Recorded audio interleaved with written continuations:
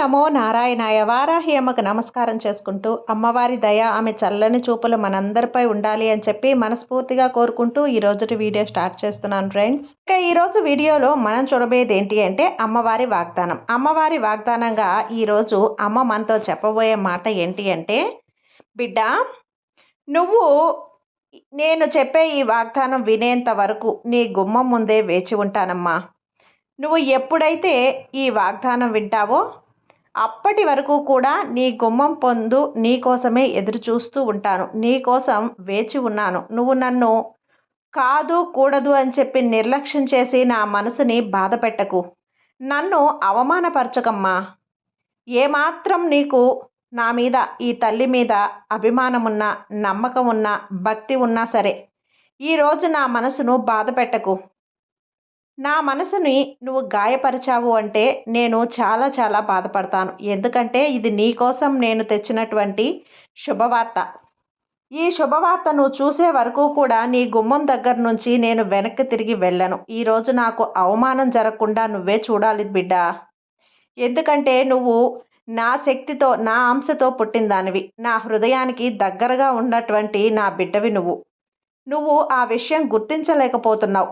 కాస్త గమనించి ఈసారైనా సరే నేను చెప్పినటువంటి ఈ శుభవార్తని ఆనందంగా స్వీకరించు బిడ్డ అని చెప్పి అమ్మ మన కోసం తెచ్చిన వాగ్దానాన్ని వినే ముందుగా మన ఛానల్ని కనుక కొత్తగా ఎవరైనా చూస్తూ ఉన్నట్లయితే ప్లీజ్ సబ్స్క్రైబ్ చేసుకోండి ఫ్రెండ్స్. వీడియో నచ్చితే కనుక లైక్ చేయండి, షేర్ చేయండి, కామెంట్ చేయండి, కొంచెం సపోర్ట్ చేయండి. ఇక వీడియోలోకి వెళ్ళే ముందుగా ఒక్కసారి మనకు బాగా తెలిసినటువంటి గురువుగారు శ్రీ వారాహి అమ్మవారి ఆశీస్సులతో జ్యోతిష్యం చెప్తున్నారు నెంబర్ 1 వశీకరణ స్పెషలిస్ట్ గురూజీ సుబ్రహ్మణ్యం రాజు గారు. ఈ గురువుగారు చెప్పింది చెప్పినట్లుగా జరుగుతుందండి.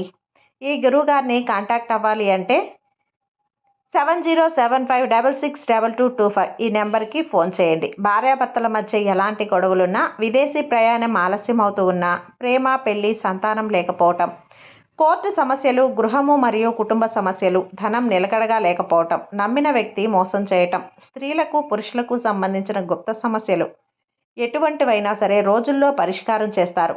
మీరు ఎంతోమంది దగ్గర జ్యోతిష్యం చెప్పించుకొని మరియు పరిష్కారాలు చేయించుకొని నిరాశ చెంది ఉన్నట్లయితే ఒక్కసారి ఆదికొండ దేవతలైన కోయరాజు గారికి కాల్ చేయండి. కోయ గురూజీ గారు కొండదేవత పూజారి, సుబ్రహ్మణ్యం రాజు గారు.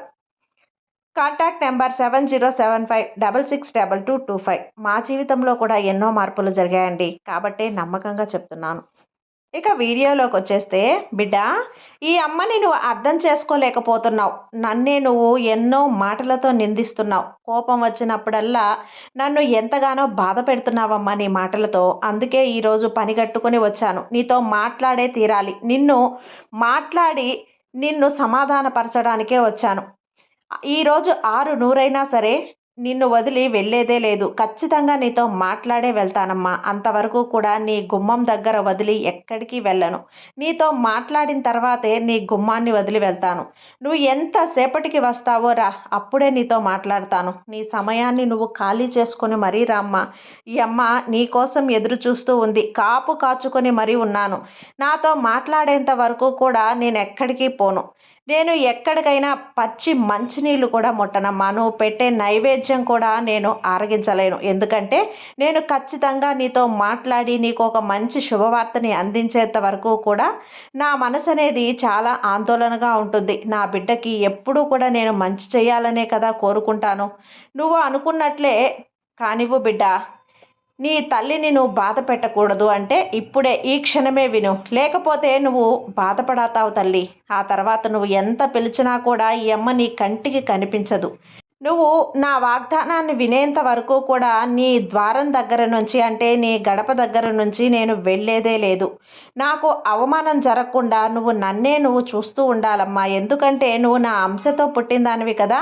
నా శక్తి అంతా కూడా నీలో ఉంది. నా శక్తినంతా ధారపోసి నిన్ను చాలా చైతన్యవంతురాలిగా, ఒక శక్తివంతురాలుగా, ఏదైనా సరే నువ్వు సాధించగలిగే ఒక విజయాన్ని నీకు అందించాలనే ఉద్దేశంతో నా శక్తినంతా నీకు ధారపోశాను. నేను నీతో మాట్లాడించుకుంటున్నాను.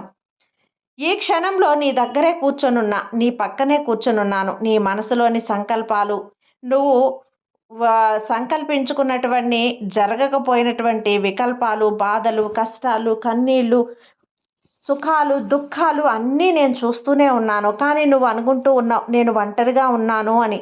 అలా నీకనిపిస్తోంది. నీకు తెలియని నిజమేంటో తెలుసా బిడ్డా? నీ హృదయం లోతుగా సమావేశమై ఉన్నాను. నీ హృదయంలో నేను నీ ప్రతీటి కన్నీటి బొట్టులో దాగి ఉన్నాను. నీ ప్రతి గుండె చప్పుడులో నేనున్నాను. నీ ప్రతి మౌన పిలుపులో నేను అందుతూనే ఉన్నానమ్మా. ప్రపంచం నీ హృదయాన్ని పగలగొట్టింది కానీ నేను పగలగొట్టను. నువ్వు ఎక్కడెక్కడ విరిగిపోయావో అక్కడే మళ్ళీ పూలు వికసించేలా నేను చేస్తాను. నువ్వు ఎవరైతే అందరూ నా వాళ్ళు అనుకున్నావో వాళ్ళందరూ కూడా నిన్ను మోసం చేశారమ్మా. ఎవ్వరూ లేరు అని బాధపడుతున్నావు కదా, అందుకే నిన్ను నా సొంతం చేసుకొని నా దగ్గరికి వచ్చేలా చేశాను. గుర్తుందా? నువ్వు బయట ఉన్నప్పుడు ఈ చల్ల గాలిలోనూ ఆ ప్రేమ గాలిలోనూ కలిసిపోయే ఆ క్షణాలు అక్కడ నిన్ను చూసి నేను కన్నీళ్లు పెట్టుకున్నాను. నువ్వు నా బిడ్డవి, నా భక్తుడివి, నా భక్తురాలివి. నా ప్రేమ నీలో ఉందమ్మా. నా ప్రేమలో భాగస్వామి అయ్యావు నువ్వు. జీవితం ఇప్పుడు అంధకారంతో నిండి ఉంది. కానీ నేను నిన్ను కాంతి ద్వారం వరకు తీసుకెళ్తాను. వస్తావా? నువ్వు కేవలం ఒక్కడుగు ముందుకు వెయ్యి. నేను నీతో ప్రతి మార్గంలో కూడా నేను నడుస్తూ ఉంటాను. నిన్ను అవమానిస్తున్న వారి కర్మల లెక్క నేను రాస్తాను. నీ విశ్వాసాన్ని ఎప్పటికీ విరగకుండా కాపాడుతాను. ఎందుకంటే నేను నీ అంధకారం, నీ సహాయం, నీ ఉనికి ఈరోజు ఇవన్నీ కూడా నీతో చెప్పడానికే వచ్చాను. నీ అంధకారాన్ని తొలగించేసి నీకు సహాయంగా ఉంటాను. నీ ఉనికికి నేను కారణమవుతాను. ఈ విషయం చెప్పాలనే వచ్చాను. ఎవరి అవమానం ముందు మౌనంగా ఉండకు. నీ హృదయంలోని దివ్యజ్యోతిని ప్రకాశించనివ్వు. నువ్వు అవమానం సహించడానికి పుట్టలేదు. గౌరవం ఇవ్వటానికి, గౌరవాన్ని పొందటానికి జన్మించావు. నిన్ను కింద పడేయాలని చూస్తున్న వాళ్ళ తమ కర్మల భారం కింద నలిగిపోతారు. నీ ఏకైక పని ఏమిటో తెలుసా? నీ హృదయంలో నా ప్రేమ జ్యోతిని వెలగనివ్వు. అది అలా మండుతూనే ఉంచు. నేను ఆ దీపపు జ్వాలను ఎప్పటికీ ఎన్నటికీ కూడా ఆరిపోనివ్వను. ఆరిపోనేది కాదు. నీ పేరును నా మాల ప్రతి పూసలో చేర్చాను. ప్రతి పువ్వులోనూ చేర్చుకున్నాను. ఆ చేర్చుకున్నటువంటి నీ పేరు, నీ దుఃఖం, నీ కష్టం, నీ నష్టం, నీ సుఖం అన్నింటినీ నేను మాలగా చేసుకొని నా మెడలో వేసుకున్నాను. అంటే నేనెప్పుడూ కూడా నీతో ఉన్నట్టే కదా! నీ సుఖంలో నేనున్నాను. నీ దుఃఖంలో నేనున్నాను. నీ కష్టంలో నేనున్నాను. నీ ప్రతి ఒక్క ఆలోచనలో నేనున్నాను బిడ్డ. ఇంతకన్నా సాక్ష్యం ఏమిటి చెప్పు? ఇంకేం కావాలి? ఈ అమ్మ నీతో ఉంది అనడానికి నీకు ఇంకేం కావాలి చెప్పు? నీ దుఃఖం ఇప్పుడు నా దుఃఖమైంది. ఈ క్షణంలో కొందరు అవమానం కోసం కుట్రలు పన్నుతూ ఉంటారు. కానీ నీ అమ్మగా మారిన నేను వారి కర్మలను క్షణంలో తిప్పేస్తాను. నీకు వ్యతిరేకంగా మాట్లాడేవారు రేపు నీ పేరు చెప్పి నమస్కరిస్తారు. నీ మనసుని శాంతంగా ఉంచు. ప్రపంచం నిన్ను తిరస్కరించినప్పుడు నేను నీ చెయ్యి పట్టుకుని నిలబడతాను. భయపడకు. నేను నీతో ఉన్నంత వరకు కూడా నిన్నెవ్వరూ ఏమీ చేయలేరు. నీ విశ్వాసమే నా శక్తి. నువ్వు నా నామ జపం చేస్తే చాలు, నీ బాధను నేను తీర్చేస్తాను. నా చరణాలతో నీ దుఃఖాలను తుడిచేస్తాను. ఇప్పుడు నీ హృదయ ద్వారం తెరువు బిడ్డ. నేను లోపలికి రావాలి అనుకుంటున్నాను. తెరుస్తావా మరి? నీ దుఃఖాల భారం, కన్నీటి గోడలతో నన్ను ఆపేస్తున్నావు. కానీ నేను నీ వారాహ్యమ్మని. రాతి హృదయాన్ని కూడా ప్రేమతో కలిగించే శక్తి నాలో ఉంది తల్లి. నా ప్రేమను అనుభవించు. నేను నీ చుట్టూ ఉన్నాను. నీ శ్వాసలో ఉన్నాను. నీ ప్రతి కన్నీటి బొట్టులో నా కంఠంలో ఆలింగనం చేసుకున్నాను. నీకు అవమానం జరగబోతున్నట్లు అనిపిస్తుంది కదా, కానీ నేను చెప్తున్నాను చూడు. నువ్వు నా నామం పలుకుతున్నంత కాలం నీకు అవమానం అనేది జరగదు. నీ జీవితం ప్రతి మలుపులో నేను నిలబడతాను. ప్రజలు నీ నుంచి ముఖం తిప్పినప్పుడు నేను నిన్ను ఆలింగనం చేసుకొని వస్తాను. వారు నిన్ను ఎగతాళి చేసినప్పుడు నేను నీకు గర్వం అనుభూతి కలిగేలా చేస్తాను. వారు నిన్ను కింద పడేయాలని చూసినప్పుడు నిన్ను ఎంత ఎత్తుకి ఆకాశం వైపు తీసుకువెళ్తాను. నువ్వు నాకు కేవలం భక్తునివి కాదు, నా అంశవి. నా అంశతో పుట్టిన నా భక్తురాలివి, నా బిడ్డవి నువ్వు. నీ రూపం నా మనసులో ఉందమ్మా. ప్రేమ అన్నీ కూడా నాలో నివసిస్తూ ఉన్నాయి. నన్ను ఎప్పటికీ నువ్వు గుర్తుంచుకో. నేను ప్రతి సమయంలో కూడా నీకు తోడుగా ఉంటాను. నీ కష్ట సమయంలోనైనా, నువ్వు సుఖంగా ఉన్నప్పుడైనా, నువ్వు నిద్రిస్తున్నప్పుడు కూడా నీ పక్కనే ఉంటాను.